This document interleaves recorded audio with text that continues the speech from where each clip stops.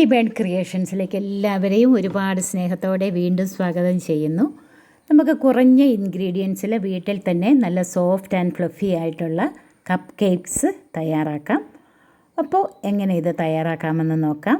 Video ഇഷ്ടമായാൽ നിങ്ങൾ ഒന്ന് ലൈക്ക് ചെയ്യണേ. സബ്സ്ക്രൈബ് ചെയ്യാതെ കാണുന്ന കൂട്ടുകാരെ ദയവായി ഒന്ന് സബ്സ്ക്രൈബ് ചെയ്ത് സപ്പോർട്ട് ചെയ്യണം. അപ്പോൾ കപ്പ് കേക്കിൻ്റെ മോൾഡൊക്കെ നമുക്കൊന്ന് സെറ്റ് ചെയ്ത് വയ്ക്കാം. ഇനിയൊരു 1/2 കപ്പ് ബട്ടർ, 2 കപ്പ് മൈദ, baking powder, baking soda, butter നമുക്കൊരു വലിയ ബൗളിലേക്ക് ചേർത്ത് കൊടുക്കാം. ഇനി മൈദയിലേക്ക് നമ്മൾ 1 ടീസ്പൂൺ ബേക്കിംഗ് പൗഡറും 1/2 ടീസ്പൂൺ ബേക്കിംഗ് സോഡയും 1/4 ടീസ്പൂൺ ഉപ്പ് പൊടിയും കൂടെ ചേർത്ത് ഇത് നന്നായിട്ട് ഒന്ന് അരിപ്പയിലൂടെ അരിച്ച് നമുക്ക് ആ ബൗളിലേക്ക് ആക്കാം. ഇനി ആ വിസ്ക് വെച്ചിട്ട് നന്നായിട്ട് നമുക്കിതൊന്ന് ഇളക്കി മാറ്റി വയ്ക്കാം. ഇനി നമുക്ക് ബട്ടർ ഒന്ന് ബീറ്റ് ചെയ്തെടുക്കാം. നന്നായിട്ട് തന്നെ ബട്ടർ ഒന്ന് ബീറ്റ് ചെയ്തെടുക്കാം. ഇതിലേക്ക് ചേർക്കാനായിട്ട് ഞാൻ 3 മുട്ടയാണ് എടുത്ത് വച്ചിരിക്കുന്നത്. ഓരോ മുട്ടയായിട്ട് നമുക്ക് ഇതിലേക്ക് ചേർത്ത് കൊടുക്കാം. ആദ്യം നമുക്ക് പഞ്ചസാര പൊടിച്ചത് ചേർത്ത് കൊടുക്കാം. പഞ്ചസാര പൊടിച്ചതും ബട്ടറും കൂടെ നമുക്ക് നന്നായിട്ട് ബീറ്റ് ചെയ്യാം. അതിലേക്ക് ആദ്യം 1 ടീസ്പൂൺ വാനില എസൻസ് ചേർത്ത് കൊടുക്കാം. അപ്പോൾ പഞ്ചസാര പൊടിച്ചത് 1 കപ്പാണ് ചേർക്കുന്നത്. അതിന് ഈ മധുരം കൂടുതൽ വേണ്ടെങ്കിൽ അത് 1/4 കപ്പ് ചേർത്താൽ മതി. നന്നായിട്ട് ബീറ്റ് ചെയ്ത് കഴിഞ്ഞിട്ട് ഓരോ മുട്ടയായിട്ട് നമുക്ക് ഇതിലേക്ക് ചേർത്ത് നന്നായിട്ട് നമുക്ക് ബീറ്റ് ചെയ്തെടുക്കാം.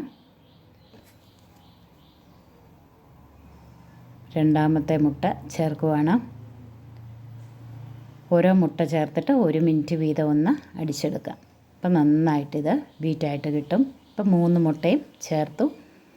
ഇനി ഇതിലേക്ക് ഒരു 1/2 ടീസ്പൂൺ വാനില എസൻസും കൂടെ ചേർക്കണം. സൈഡ്സൊക്കെ ഇതുപോലെ ഒന്ന് സ്ക്രൈപ്പ് ചെയ്തെടുത്ത് വീണ്ടും ഒന്നുകൂടെ നമുക്കൊന്ന് ബീറ്റ് ചെയ്തെടുക്കാം.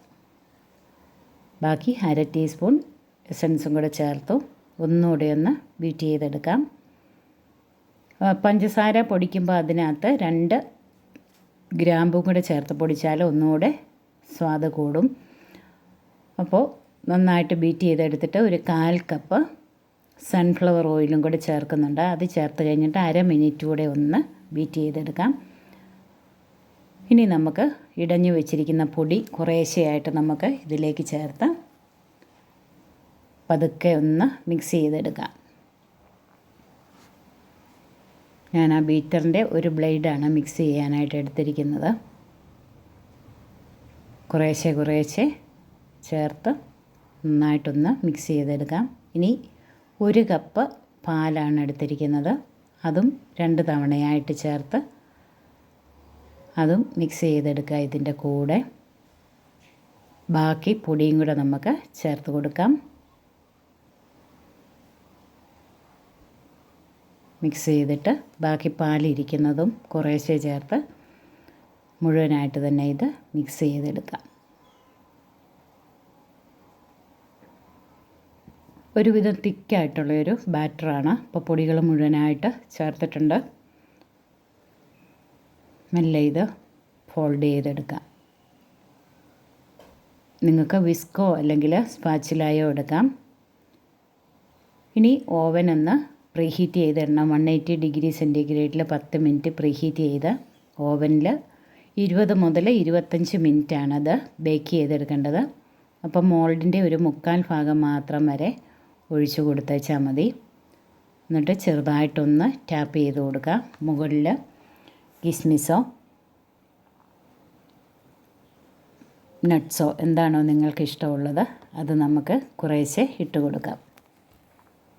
ഞാനിവിടെ ട്യൂട്ടി ഫ്രൂട്ടിയാണ് ഇട്ട് കൊടുത്തിരിക്കുന്നത്. അപ്പം ഓവനിലെല്ലാം ബേക്ക് ചെയ്ത് നല്ല സെറ്റപ്പായിട്ട് കിട്ടിയിട്ടുണ്ട്. അപ്പം ഈസി ആയിട്ട് നമുക്ക് വീട്ടിൽ തന്നെ കപ്പ് കേക്ക്സ് തയ്യാറാക്കിയെടുക്കാം. അപ്പം നിങ്ങൾ ഈ റെസിപ്പി ഒന്ന് ട്രൈ ചെയ്ത് നോക്കണേ. നിങ്ങൾക്ക് തീർച്ചയായും ഇഷ്ടപ്പെടും. ഇനിയും പുതിയ രുചികളുമായി നമുക്ക് വീണ്ടും കാണാം. Thank you.